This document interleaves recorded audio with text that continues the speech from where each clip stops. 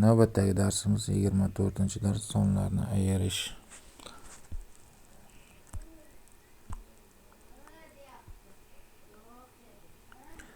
Yettinchi misol hisoblang. Bu sonlarni hisoblashimiz kerak. Buni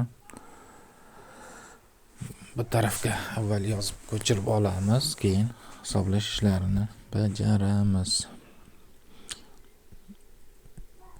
45 ayrilgan 9 qo'shilgan 4.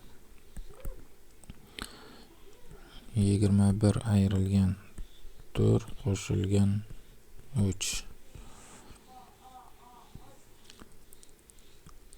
56 ayrilgan 8 qo'shilgan 2.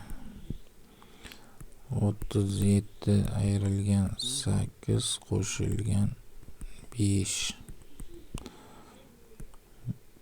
72 ayrilgan 6 qo'shilgan 4. 42 ayrilgan 5 qo'shilgan 3. Ishlaymiz endi. 45 dan 9 ni ayiramiz. 36 4 ni qo'shamiz 40. 21 dan 4 ni ayiramiz. 17 unga qo'shamiz 3 ni 20. 56 dan 8 ni ayiramiz. Bu bo'ladi 48. Unga 2 ni qo'shamiz. Bo'ladi 50. 37 dan 8 ni ayirsak 29 edi. Unga 5 ni qo'shamiz 34.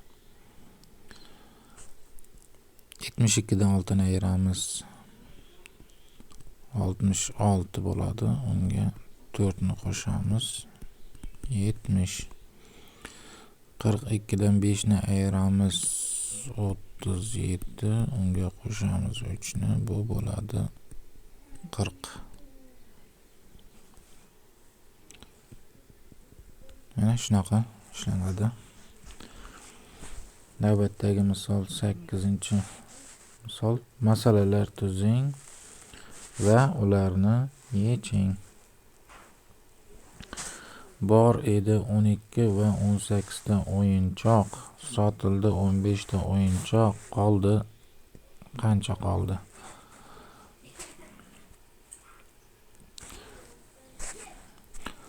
Xo'p.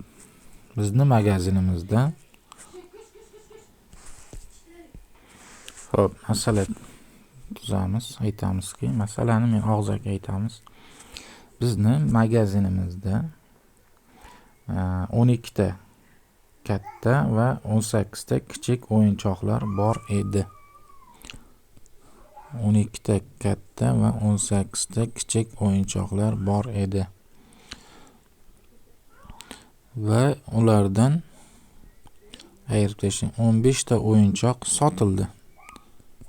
Va endi qolganini hisoblashimiz kerak. Mana shunday misol. Keyingisi pastdagisi, mana pastdagi 55 ta o'yinchoq bor edi. Mana bu yoqda yozyapmiz. 55 ta o'yinchoq bor edi. Shundan abitgacha 4 ta sotildi. Ayiramiz. Qavs ichida abitgacha 4 ta sotildi. Abitdan keyin 5 ta sotilgan bo'lsa, nechta o'yinchoq qoldi? Ya'ni mana shunaqa misol hosil bo'ladi. 12 va 18 ni qo'shamiz. Bu bo'ladi 30. Keyin undan 15 tani ayiramiz. Bu bo'ladi 15. Keyingisi 55 ayrilgan qavs ichidagilarni qo'shib olamiz 9.